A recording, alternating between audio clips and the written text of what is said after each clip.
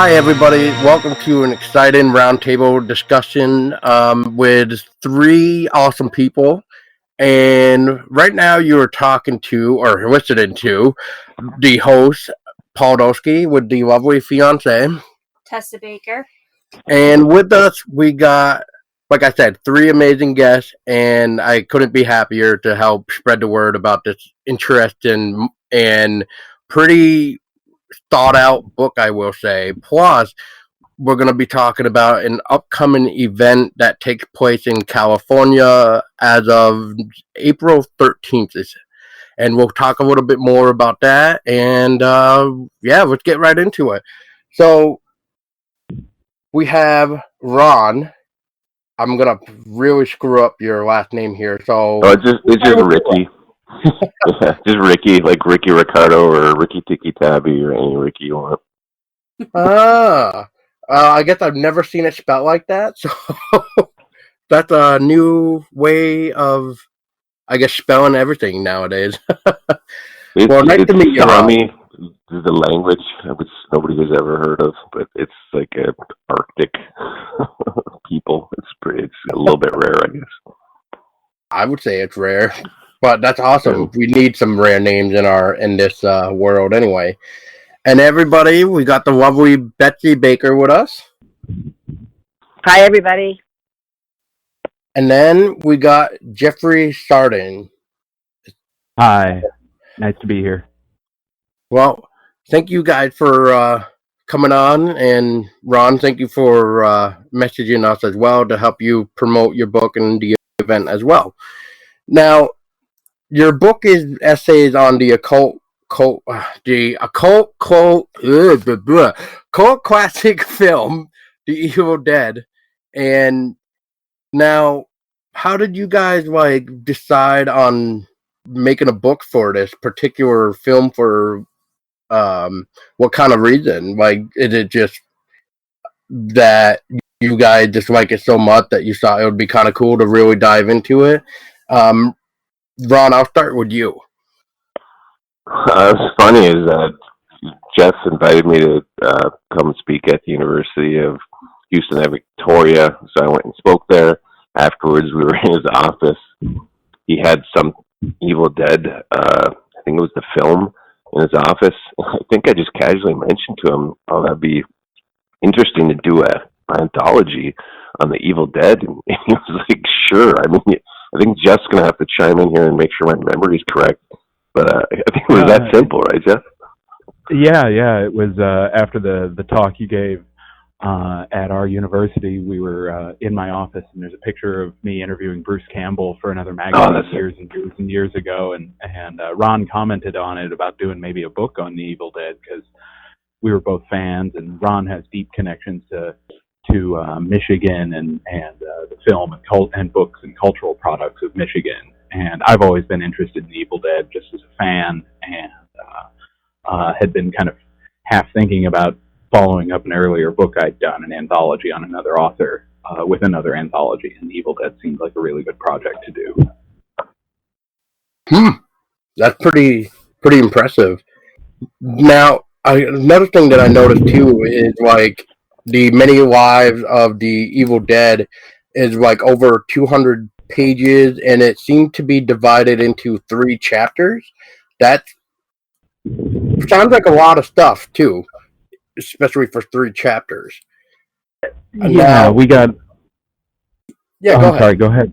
Go ahead. It's an anthology. So we gathered chapters from about, I think the total number was 23 or 25 authors from all across the globe, and then we divided their work into sort of 3 major subsections. The first section of the book is about the Evil Dead films that were released, Evil Dead 1, 2, Army of Darkness, and the Fede Alvarez remake. And then the second section was on this incredible life the Evil Dead has had over the last 40 years in terms of being adapted into comics, into TV shows, into a musical. There was even a pornographic parody of the Evil Dead. And so this incredible life it's had outside of its main trajectory as film is very interesting to film and cultural scholars. And so that was the second section, were essays about all these different adaptations of the Evil And then Ron managed to get us in contact with people who'd actually been very involved in various productions of The Evil Dead. And so we gathered a couple of essays from William Vincent, a film professor of Sam Raimi and the Michigan State crew, and he wrote an essay for us. And Betsy Baker, who's here with us, graced us to give us an essay about her time playing Linda. And then L. Michael Elliott was a musical director on one of the Evil Dead musical productions across the country, and he contributed an essay as well. And so we've got this incredible range of film scholarship and people that had been associated with the films and the adaptations of different perspectives on the Evil Dead. Wow. And, as a fan, as like even the originals and I like the remake, it's nice to see like an anthology like this where, you really get to dive into everything and maybe learn something that we really didn't even know beforehand. Because, like we may have heard of this or that, but with your book, it could also open up new doorways that we maybe never heard of before, or like information that never was really talked about, whether it not being on like the DVD special features or something. So I mean just looking at your book and all this stuff of everything that it includes with essays, I'm pretty impressed, to be honest.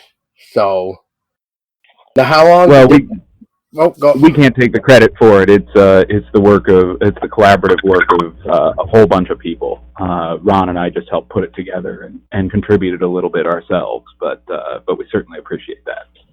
Yeah, it's definitely everybody that done it. I'm trying to look at like even the description for each one, but there's a lot of names, and it's just really cool to see everybody's input into one book, I guess. Yeah, everybody coming together and collaborating to create such an awesome looking book, and it looks like it's going to be a really good read.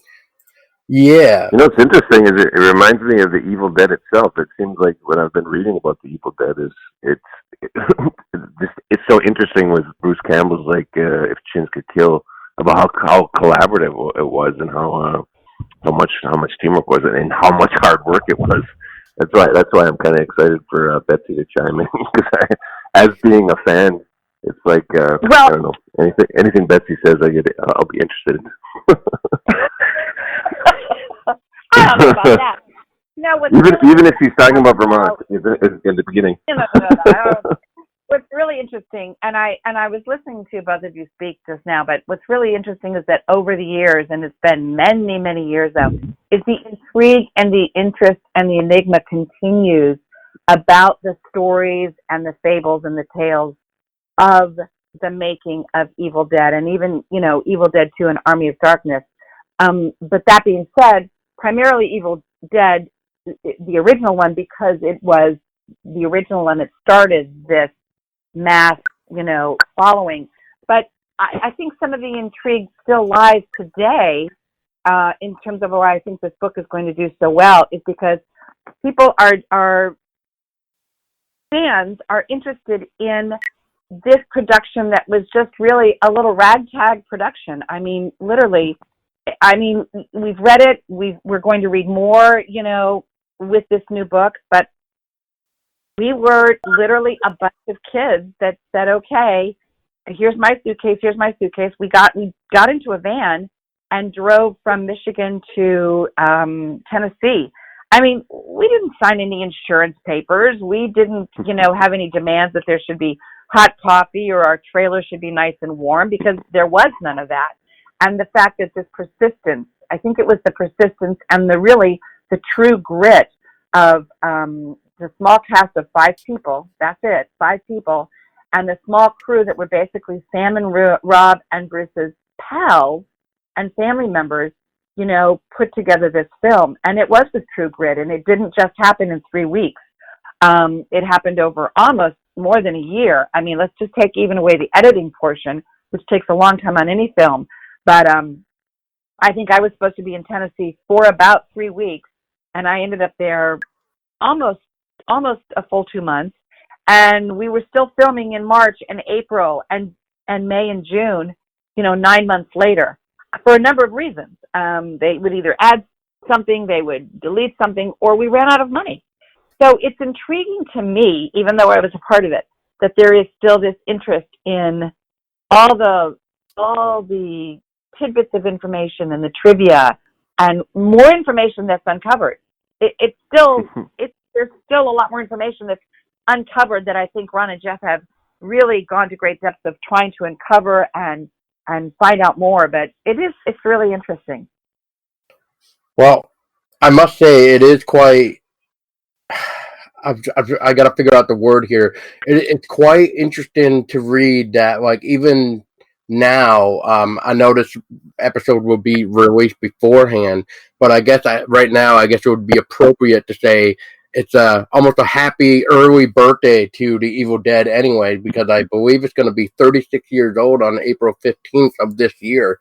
So, Betsy, I gotta ask, after 36 years later, like how do you still feel about like your role playing as Linda in The Evil Dead? Well, interestingly enough, I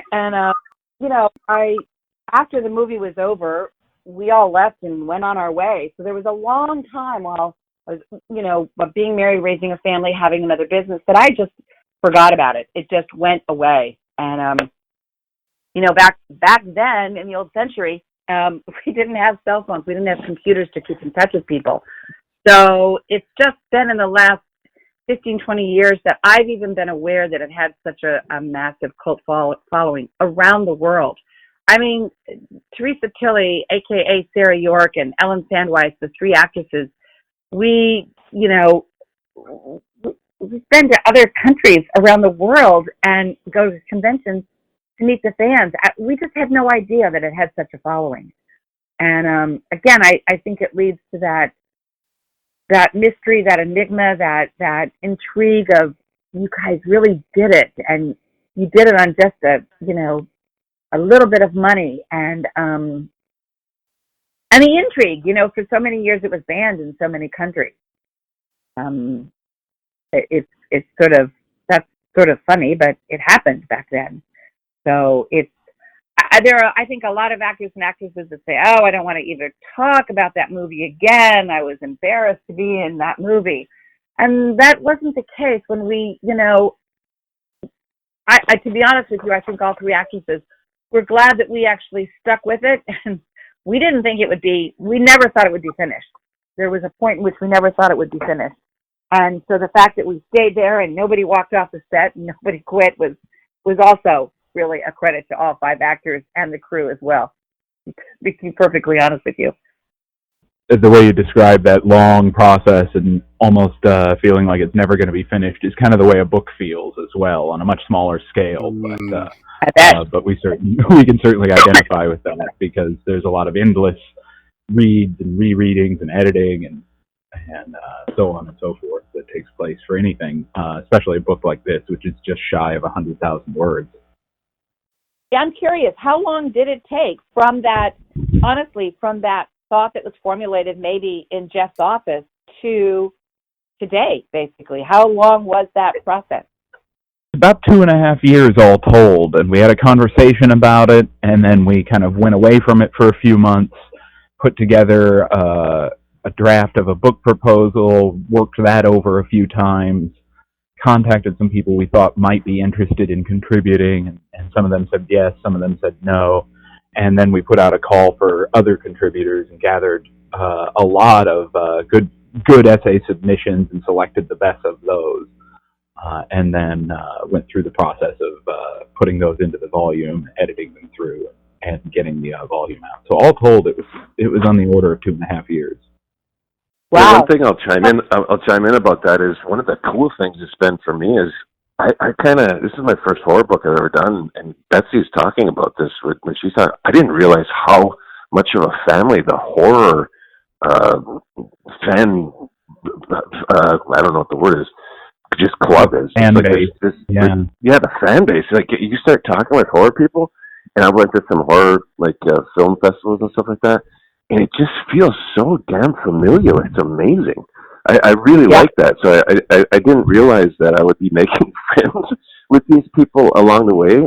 But these horror like Helen Shin and Andrea LaSalle, these are just like really great people I got to meet through the anthology, and then get to meet like William Vincent and Betsy Baker, who have these amazing stories. It's pretty damn cool. Like, I'm kind of addicted to it now. I'm doing another with McFarlane. I'm doing another book, and the next one's going to be Stephen King. And I really like this. I think it's because you get to feel like really connected, which I did not expect that at all. That horror was making me feel like having a family sort of, but it does. It's just like really nice, great people that are fans of it. Oh yeah, that's really interesting, but it's very, very true. I mean, it's interesting, and it's neat to have a that connection because, but you're right. It's really fascinating. Yeah, and I mean the horror community is always nice and friendly, so that's always a plus. Yes, we are. Well, that was one of the things that, 20 years ago, 25 years ago, when I started watching these films, when I was in high school and college, really drew me to these films, because the more you watch these films and the more you learned about these films, you did start to plug into a sense of community around the horror, and that was certainly facilitated by the people that were involved in Evil Dead and how accessible and warm they are with the fans everywhere they go. So that's sort of one of the reasons I absolutely linked into this subject a long time ago when I became a fan of these movies. I was just going to say, what's interesting, both Ron and Jeff and Paul and Tess, is that I'm not a huge fan of horror. I mean, I don't sit down on a weekend night and say, wow, what scary movie is on tonight? Let's just, plug in here. But the people that make it, that are part of this family, you guys are right, that are part of this family, are just like you and I, really. But I'm not particularly a fan of horror and scary stuff. So that's interesting, too, that you can still be involved as you are with it, but it may not certainly be my favorite genre. It certainly wasn't mine. I used to teach when I was teaching at Indiana University, where I did my degree. I used to teach the horror movies class, and with a co-teacher named Rebecca Bauman, and we would sometimes teach Evil Dead 2, and I would tell my students the story of how Evil Dead 2 gave me the horror genre, because when I was a little kid, like 5 years old or something, one of my mom's middle school students babysat me and sort of forced me through a watching of Friday the 13th, and I couldn't watch horror movies for like almost a decade. They gave me nightmares, they freaked me out. And then one of my best friends next door, Darren, one night he was hanging out and said, let's watch this movie, Evil Dead 2. And it was right before Army of Darkness came out. And so that movie sucked me in, especially the humor of it. Bruce's sort of winks at the camera and his mugging for the camera was there to sort of assuage the pure horror of it all for me. And after that, I became a fan of the genre again, or for the first time, I suppose I should say. Wow, that's interesting. Yeah, I have to kind of say, like, I love the Evil Dead 2 because I like the scene where Bruce is, like, trying to cut off his hand and all that, and then once he does, he's trying to, like, put the books on top of the bucket to hold the hand down, and then when he finally gets the shotgun, he's, like, trying to shoot the hand, but the hand is, like, flipping him off and, like, just, like, waiting for him to reload the shotgun. I just always thought that was a really cool, funny scene as well. And like you said, the whole way Bruce winks at the camera, it's like a nice little way to be like, I got this, you know. I have a quick question for Betsy, actually. I'm curious, is how much is improv? Like, how much is completely planned and how much is sort of in the moment? You mean while we were filming Evil Dead? Yeah. Is that a hard question? I mean, I'm just curious. No, it's not a hard question. What's interesting, we don't we get asked a variety of questions like, and in actuality, the script was only about 40 or 50 pages. And a lot of times Sam would get very, very creative. We would be greeted, maybe, remember, we also still just had typewriters back then, but we might have been greeted with another page or an additional page, or he'd say, write this in and say this, or write this in and say that. So actually there was some improv. And, you know, the entire story about Linda's character turning from a devilish zombie into more of a frightening baby doll character was total improv, based on a conversation I had with Sam late one night when I just said, you know, Sam, can we just talk about something here with Linda turning into this zombie once she has been possessed? And I said, you know what, you have Linda written as such a sweet, endearing, you know, innocent girlfriend that for her to turn zombie is just, you know, so off. I said, don't you think it would have more effect, maybe, if she were more of a sweeter, you know, cracked porcelain baby doll thing?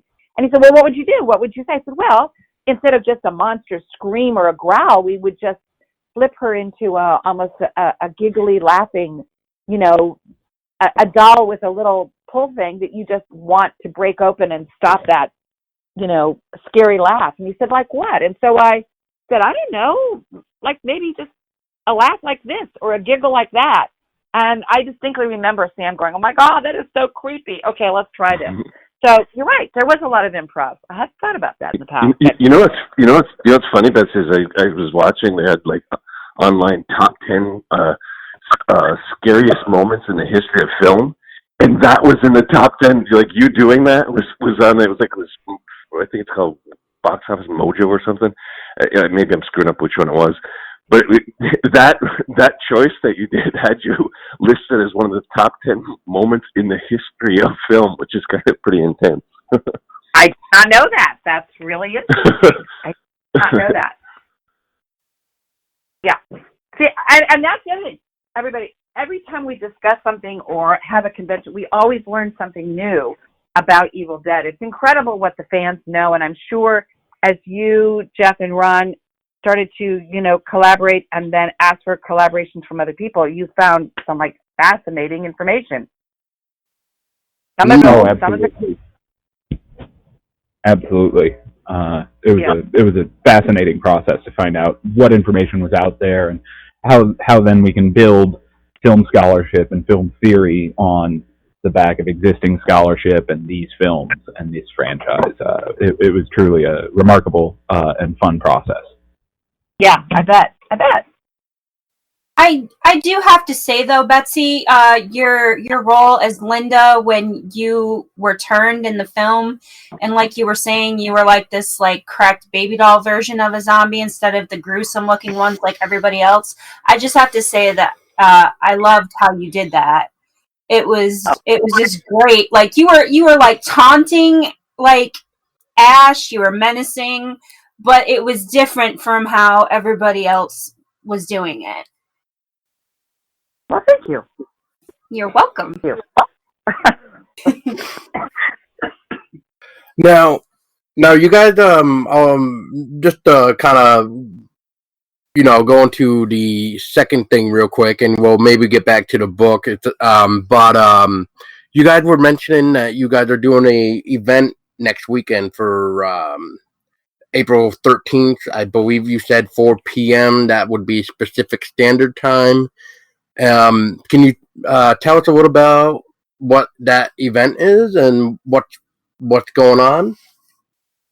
Well, it's going to be at Dark Delicacies, Home of Horror, and there is going to be such a big lineup that right now what I'm trying to do is look up that list of people. So if somebody wants to stall for me real quick, I'll get that list and I'll chime back in. Well, while Ron's looking it up, it's at Dark Delicacies in Burbank, California, and I think he's getting the information, the exact information. And you are right, it's at 4 p.m. Pacific Standard Time. It's a really, really popular horror film, book, memorabilia, collectible store that's been in Burbank for many, many years. there's an interesting trivia about this, is that Del Howison is the owner, and he's originally from Michigan. And Del and one of the actors in the original Evil Dead, Rich DeManicore, were roommates in college. And Rich DeManicore was chosen to play the role of Scotty, but he wanted to change his name for the film, and he didn't know what to change it. So he took a bunch of names from his friends, one of them being Del, as in Del Howison, the owner of Dark Delicacies, and became Hal Delrich for the movie.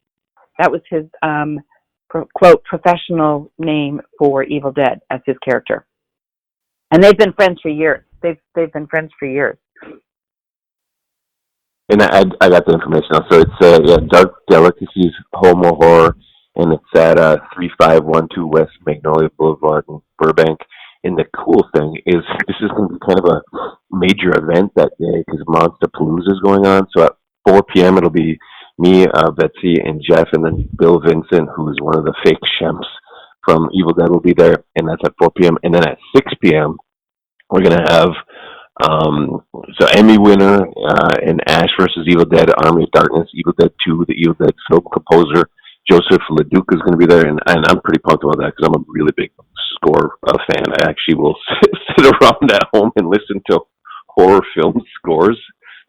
Sometimes my girlfriend's like, "What are you doing?" And I'm like, "I like it. It's good. I love the music." But also Creepazoids directors David Dicatru and William Butler, and film composer Guy Moon, and 976 Evil 2, the Astro Factor film composer Chuck Sereno, and Jin film composer B.C. Smith. So there's going to be a bunch of directors, film composer, actors that are in the horror industry. And that's all at Dark Delicacies in Burbank.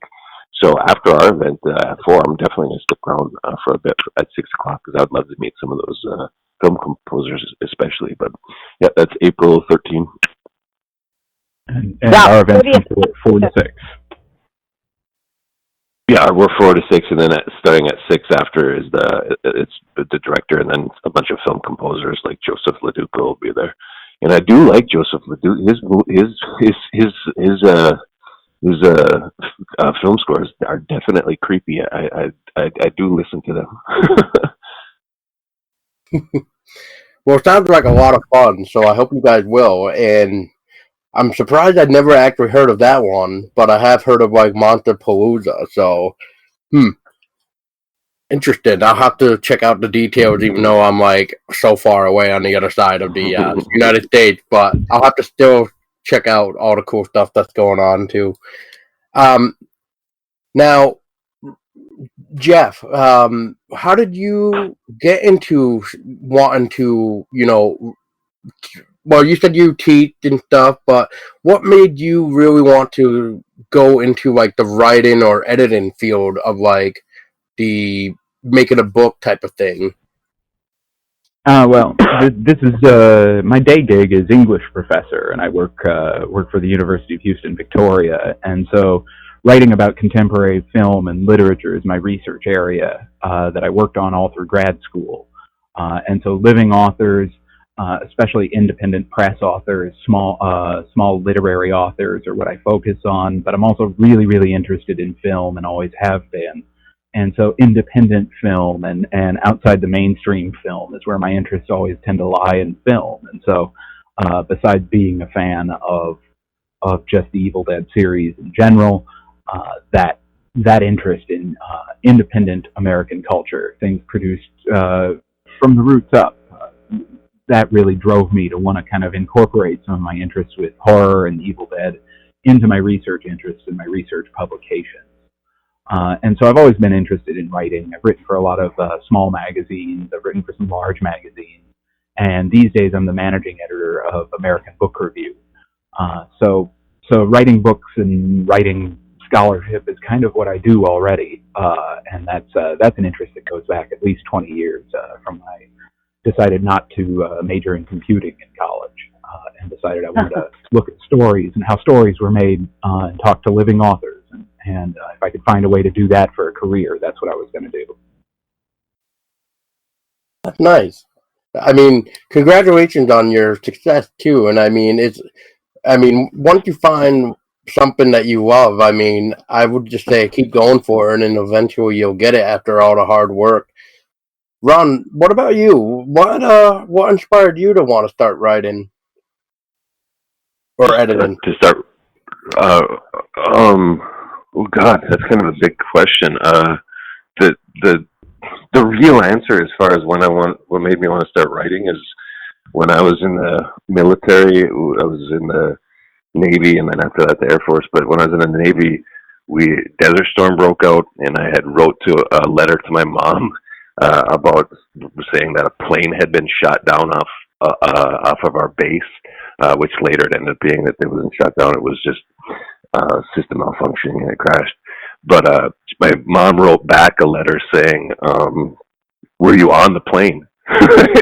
and I realized, oh, she only has as much information as I'm giving her. And it was this really deep revelation for me of like, okay, now when I write, I have to really be detailed.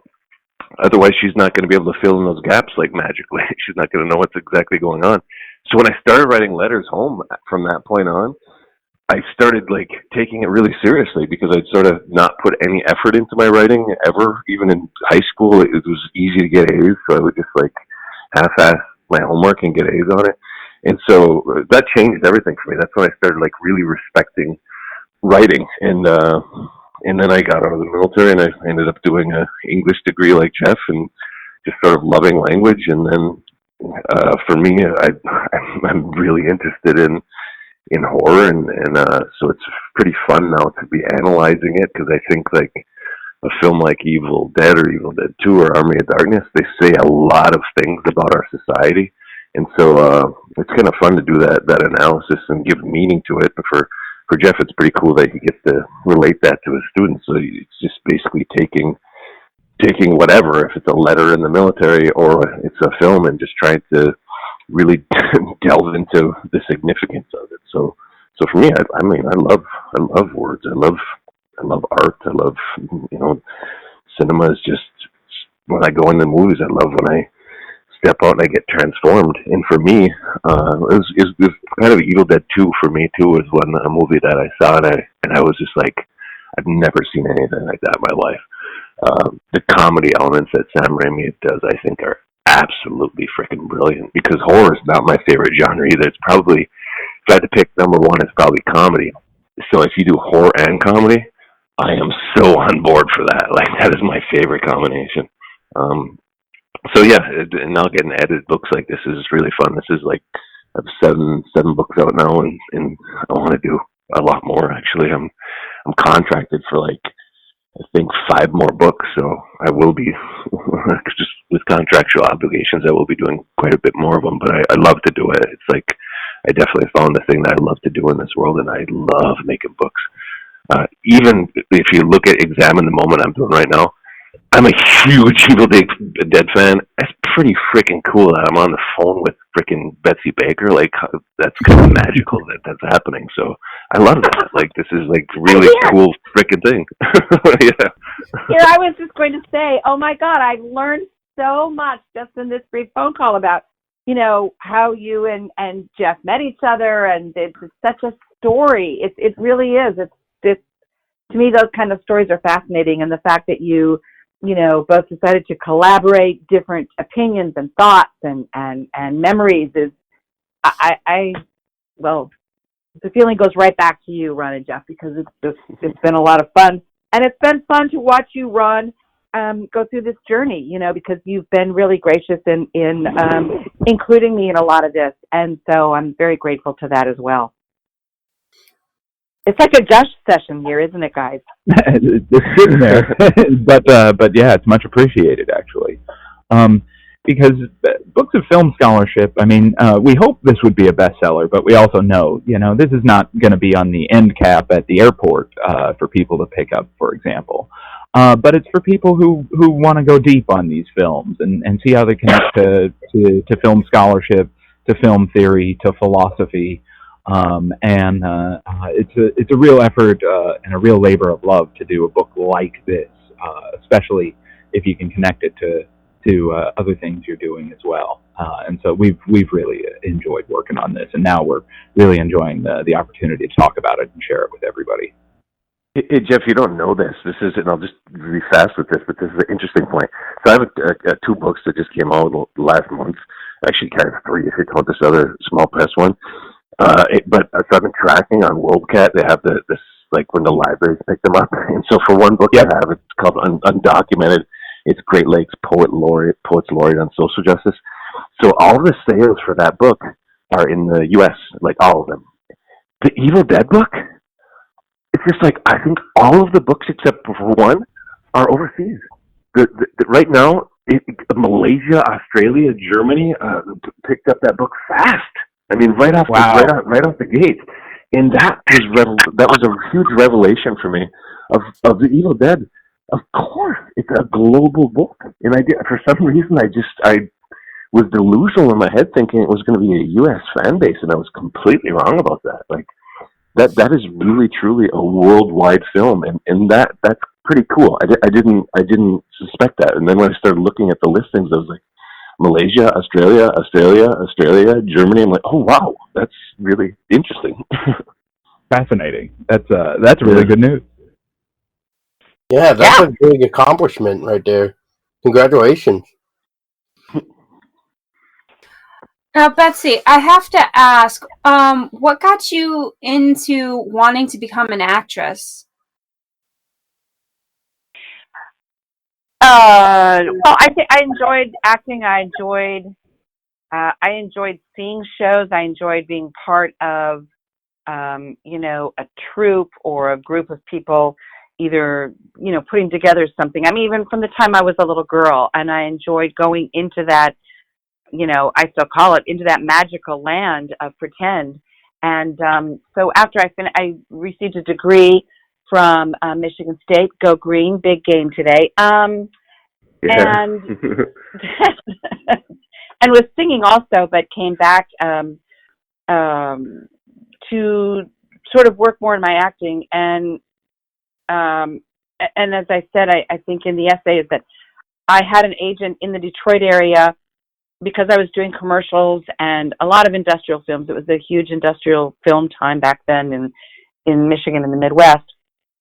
And my agent had said that these 3 young men were thinking of putting together a horror movie and would like to meet with me, which is not normally the way, on an audition or meeting goes. It's usually, they bring in a bunch of actresses or actors for an audition and then they choose from there. But they were still in the brewing sense of putting together something. So we actually met at, I wasn't sure about these people at all. And so we met during the day in a public restaurant. And I agreed to meet there because I figured if they were dangerous or if they actually were just really wackadoodles and wanted to put me in the trunk of their car, I would be in a public place and I could scream and run away. And that's exactly what I thought. I was just covering my bases. As it turned out, I walked into this restaurant and there were 3 of them, I think all under 21 years old. So they couldn't have a beer. They were just all drinking, Pepsis or orange Fagos or whatever. And, just waiting for me to show up. And so that's how this journey started with Evil Dead. But I had been acting throughout college and summer stock and even after college. That's awesome. I got a story for you guys. So my fiance and I met in a very weird way, and we're known as the creepy couple here in Vermont as to our friends and family, and that's because when we met, it was through one of our friends who was doing a photo shoot for like one of her series, like Faces of Death or whatever. And I was supposed to be murdered in the snow, but unfortunately the rain washed all the snow away. And when it came to time for me to do the photo shoot for that, they decided to change it to their bathroom and bathtub. So I ended up getting all bloody and put makeup on and stuff, and I had to lay in the bathroom. Well, anyway, so the idea was I needed a killer. So Tessa at the time was over there doing her own photo shoot. And when she was done with hers, our friend was like, "Well, who wants to kill Paul?" And Tessa, without any hesitation, just going, "I do." And I so do not sound like that. I do. Anyway, I said I'll do it. yeah, I'll do it. So she takes my double bladed fantasy battle axe that I have and add the murder weapon, and that's how we met, by her pretty much using my own weapon against me. Pretty much like our first meeting was I killed Paul in the bathtub with a battle axe. Yeah. That's pretty much how we met. Yeah, and I can send you guys the photo of it afterward in the email if you guys would like to see it. But yeah, that's how really amusing. Yeah. No. Well, congratulations, you two lovebirds. Well, thank you very much. Thank you. Yeah, we've been together for almost 3 years now, and I don't think I could have a better person to help me with this podcast and have to spend the rest of my life with anyway. Because she's everything to me. So I think we all know that. But anyway, we're not talking about our relationship. We're talking about the Evil Dead book and the event that's going on. So let's get on topic.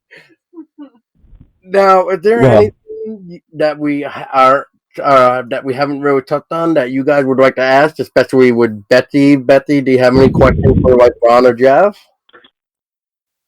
Well, yes, I was going to ask Ron and Jeff. You guys are taking this book, a long ways. I mean, you're going to be at a number of places and a number of bookstores in the next few months. Am I not correct? Ron's phenomenal like that, I think. Yeah. You're right. Yeah, I have like 20 events set up, but I do have 3 books that just came out. So some of the events are for the Michigan State University Press undocumented book, and then I have a memoir called Post Traumatic that came out with. It's a like 4 Chambers Press / Hoot and Waddle, it's called, out of Arizona. So some of the events are for all 3 of the different books. So it's kind of a mix. But yeah, I want to do more stuff for this book for sure. A cool thing was when Bruce Campbell posted a tweet about the book. I was like, hold on, I had like, I don't know, 288 likes and 30 retweets and stuff like that. So I was like, wow, that's really nice and helpful for. I know. Cool. Yeah. I like that. I'm asking out of curiosity, is there a website or particular link that people could go to find out where you will be to meet you and get a copy of this book? I think if you just type in my name, I have my website, and it has Book Tour 2019 on it. Okay. But I'm still organizing quite a bit of events. So yeah, I just got a lot to do, and I have a book coming out at the end of the year too. So I'm dealing with that publisher, working with them too. So it's been a little bit crazy, but yeah, I'm trying to get everything done. I have a lot of emails I got to get through, but there's certain things I prioritize, like this. I knew it was going to be really fun. So this podcast, so I made sure like I wanted this to happen because I had a feeling it was pretty cool to do. And then Betsy, I might as well. I'm sorry. I was just going to ask Betsy, what do you have going on now? You're in like you have some projects coming out that you've acted in, right? Yeah. I'm actually on hold for a couple of things that I actually cannot talk about right now. But Okay. All right. That's okay.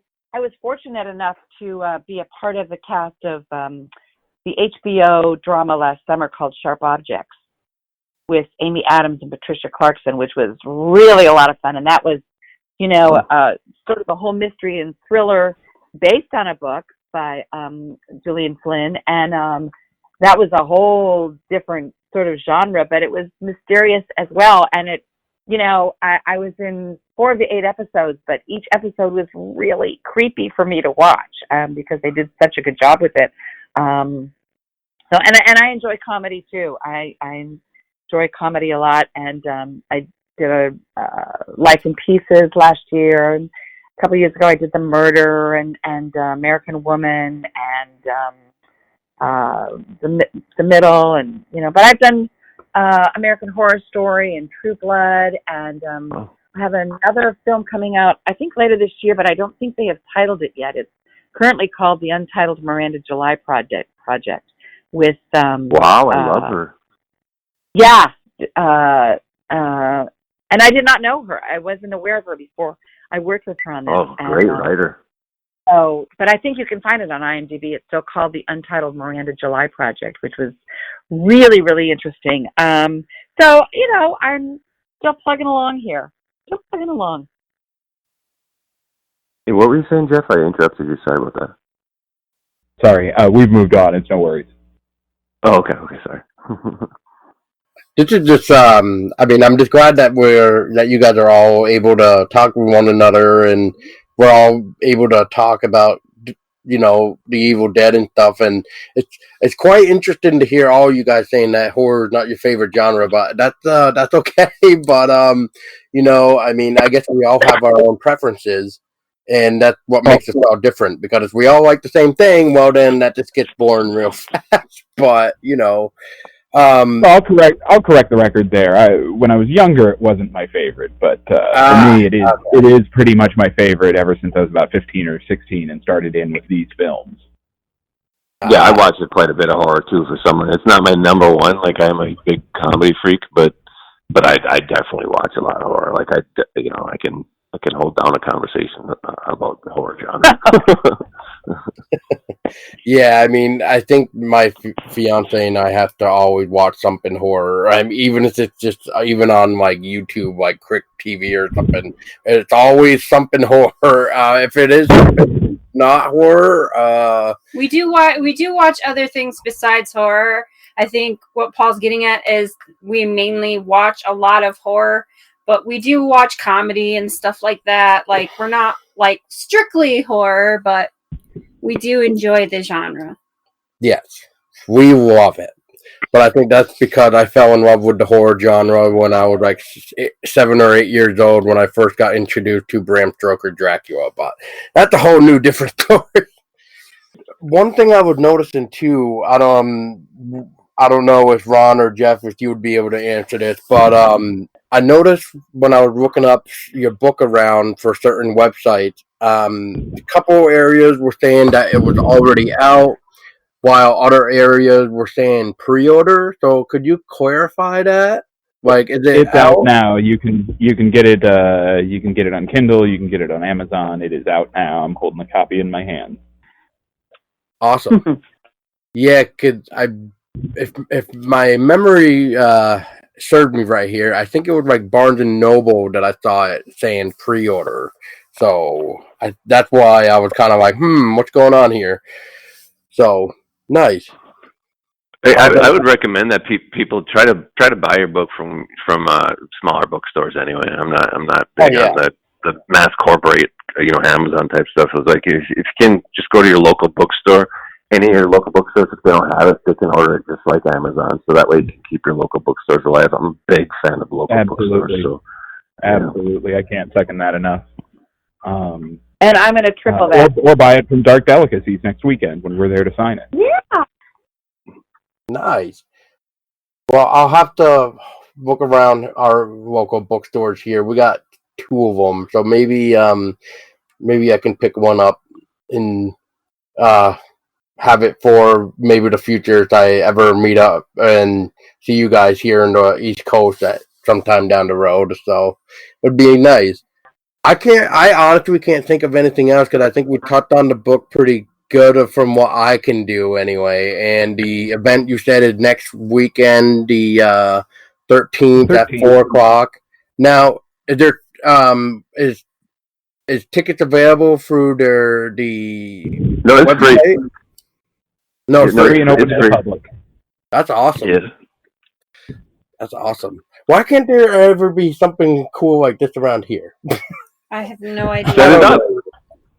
Set it up yourself. That's the way I do. Like, if I want to do like book tours or whatever, just set it up. Just set up I know Crimson Screen Horror Film Festival just emailed me today, and I have a film that screenplay that's a finalist, and like those guys, like Tommy, who set that thing up.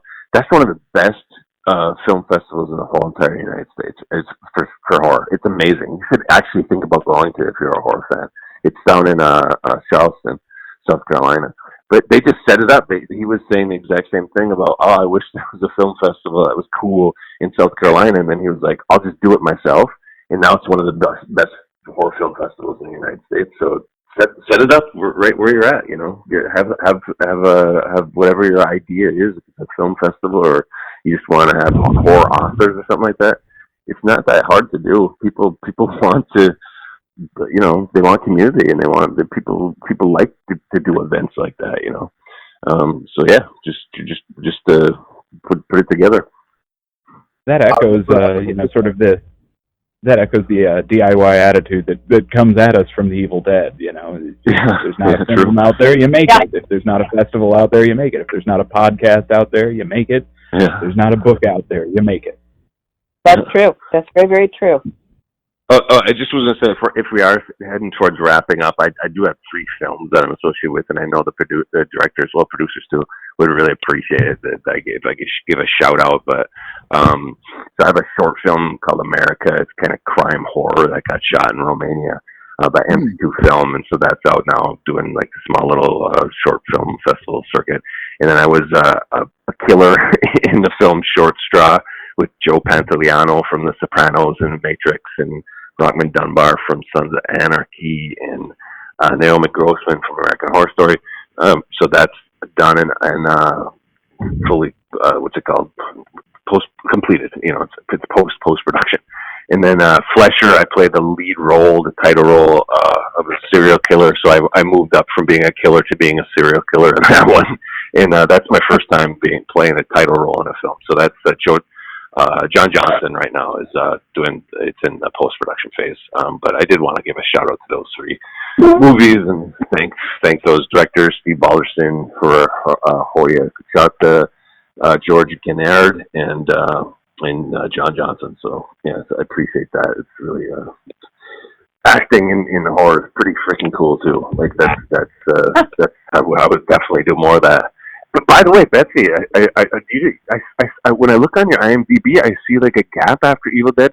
Were you not like sort of addicted to horror after you got done with the shoot, or were you so exhausted you were like, I need a break from that?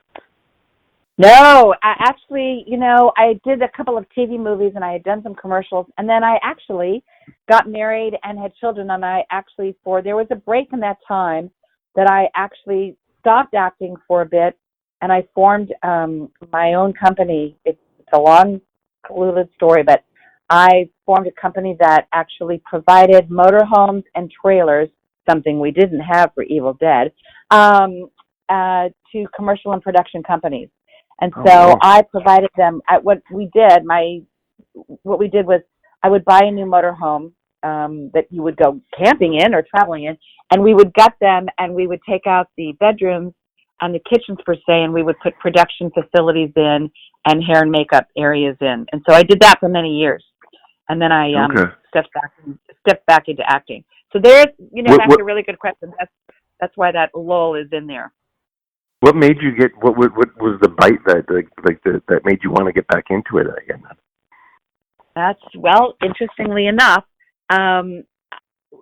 Teresa Tilley, a.k.a. Sarah York, and I are very good friends. We live out here in California, and I was contacted in late 2001 because they were doing a reconfiguration of Evil Dead, I guess a better master of it, and they were showing it at a really popular large theater here in Hollywood called American Cinematique Theater at the Egyptian, and they invited me to come as a guest. And I had not. This was exactly when I was not aware that Evil Dead was such a cult classic. And when they called me, I thought it was a crank call, and I hung up on them. And they called me back. I said, "No, this guy's really desperate. I mean, he's really, really desperate to bug me." He said, "No, really." And he mentioned somebody's name that I knew, and that's how they got my name and number. And so long story long, we went to the premiere of this new remastered, redigitalized Evil Dead, and I was sitting and visiting with Rob Tappert, the executive producer, and we had all had a lovely evening together. And Rob sort of said to me, he said, "I don't know why you're not still acting." I said, "Well, I took a break. I mean, we have 2 kids that are growing. They're in, middle school and elementary school now, and that's a focus for me. And I have this other business." He said, "Well, when they're older, you should get back into acting." And I really felt it was a very kind thing for him to say, and I was really flattered. And that evening began the thought process in Teresa and in our heads to form the Ladies of the Evil Dead. And I really took to heart what Rob said, and I thought it was very gracious and kind of him to say. So I sort of jumped back in with very nervous feet about 9 and 10 years ago. Interesting. So, yeah, that's a whole other trivia story. Yeah, Rob seems like he's a really nice guy. He was going to write a blurb for the book, but he actually didn't have time. But when I was emailing with him, he seemed like a really kind dude. Very lovely. Very lovely. Yeah. Cool. Now, Betsy, we know we heard what you got coming out in the near future. Jeff, is there anything that you're working on that's coming out? Yeah, like I said, I'm an English professor, so my 2 areas of interest are contemporary literature and contemporary film, and clearly where the Evil Dead fits and all that. But right now I'm working on a book called Understanding Amy Hempel, about one of who I consider one of America's greatest short story writers. And in fact, she just had a new book come out about 2 weeks ago that's fantastic, called Sing to It. But she's a fantastic writer. And that book will be out, it's a book of scholarship. It'll be out sometime in 2020 from the University of South Carolina Press. And then I'm always out to promote the magazine where I'm managing editor, which is called American Book Review, www.americanbookreview.org. And we're a magazine that reviews literature from small and independent presses all across the country, and we've been around since 1977. And I'm in my 7th year working as managing editor for them. So we just put out a new issue, and it'll be available in the next week or 2 about graphic fiction, edited by Frederick Luis Aldama, a very, very good graphic fiction professor from Ohio. So that's American Book Review is available for subscription, and we come out 6 times a year. Nice. That's when you have to check it out. Ron, you were mentioning something too. What were you planning on working on, or what would you like to work on? Yeah, I'm contracted for 5 more books with Michigan State University Press. There's one that I can't really talk about yet, but then the Stephen King book with McFarlane, and at the end of the year, I have a book called My Ancestors Are Reindeer Herders, and I Am Melting in Extinction. It's a collection of fiction, nonfiction, and poetry that I wrote that's coming out with Loyola University Maryland's Press. And then I have a book with Wayne State University Press that I'm co-editing with Yasser Morsi, who writes for The Guardian, and Leila Abdulopoulos. And then I have a poetry book with Main Street Ray coming out next year called I Have Been Warned Not to Write About This. So yeah, there's those 5 projects. So that's quite a bit going on. I'm actually like on the breaking point right now where I might just go full time with writing, because if I keep up that level of output, I think I can basically survive off my writing, which has been something I've been sort of working my whole life towards. And actually, I didn't think it was going to happen. That's why I was like just constantly manically looking for teaching jobs, but I wasn't finding them. So the more I wasn't finding teaching jobs, the more I was just like, well, then I better write. And so I'm kind of actually on the cusp right now where I think I might just go full-time with the writing, because as long as I keep up that many contracts where I'm constantly having books out, I think I might be able to do that. So it's kind of an interesting point in my life right now. Yeah, I've known Ron 10 or 12 years now, since about the time your first novel came out. And yeah, he's always redefined busy for me. His output's phenomenal. He's a great short story writer, a great novelist, an actor. He really is a renaissance man in a lot of this stuff. That's awesome. Well, when you really get to know somebody for 12, 13 years, I almost look at it as you don't really necessarily call them a friend anymore. They're like maybe like a brother to you. Like maybe Ron was like a brother to you in your eyes, there, Jeff, or maybe not. But because it sounds like you guys always work together, and you guys seem to uh, get along really well and just collaborate real well. And I mean, hopefully. We get to definitely see more stuff come out from both of you. Oh, And that'd be exciting. Yeah, it's I would, ironic. I would totally do it. I would definitely do another book with Jeff. I was trying to get him to do this Stephen King book, but he needs a break. Yeah, the magazine I edit is about a third the length of this book every 8 weeks, and it grinds a bit. It's a joy and a pleasure to do, and a real privilege to do, but it's a lot of work. awesome. Now before I close this out too, now is there any like plugs that you guys have where people can keep up to date with what's coming out and what you guys are working on, or is there really not much of a way to keep track of what you guys are doing? Like, and I guess what I mean by plugins, if you're not familiar, is like, do you guys have like a Facebook page, Instagram, Twitter, website where we can just come on and see what's going on in the world of you guys to keep up with everything? Yeah, You can Twitter. So you can follow me on. Well, I probably learned to do Twitter, Instagram. I don't do either one, but you can. I'm on Facebook, and I have a website, betsybaker.net. It's not a great, I do my best, but these guys probably have a lot more links and a lot more connections and Facebook pages with everything that they're doing. You guys are so busy, you two. Well, I don't post a lot, and I'm not very active on social media, but I do have Facebook, and you can find me on Twitter at jeff.sartain. Nice. And I know Ron's fairly active as well, and so if you search for him by name, you can find his work as well. Yeah, my accounts are private, but if you're a horror fan, I'll just look and I just read your thing. It just says you're a horror fan, I just add you immediately. Don't worry. Well, you guys are more than welcome to find us on Facebook if you'd like to keep in touch. Absolutely. And stuff as well.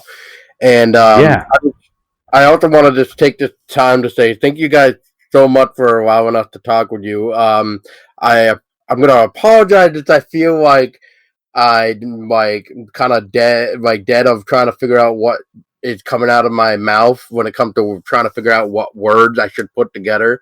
But it's not often where people like Tessa and I, who I find us to be small people, kind of like nobodies really, because we're just small. We're not like pretty well known, and have a chance to talk with like somebody like you guys, Jeff and Ron, and especially Betsy Baker. I mean, when Ron sent me that email and to schedule this roundtable, as I'm calling it, and I saw your name, Betsy, I was just like, are we sure we're ready for this? So I hope we did okay with you and everybody here. So I mean, very kind. I thought it was great, and I actually learned a lot. So thank you for teaching me more things, Paul, and especially Ron and Jeff. I learned a lot today, so thank you. Sure. I'm looking forward to next weekend. That'll be fun. Me too. Yeah, you guys will have to let us know how it went. Yeah, we will.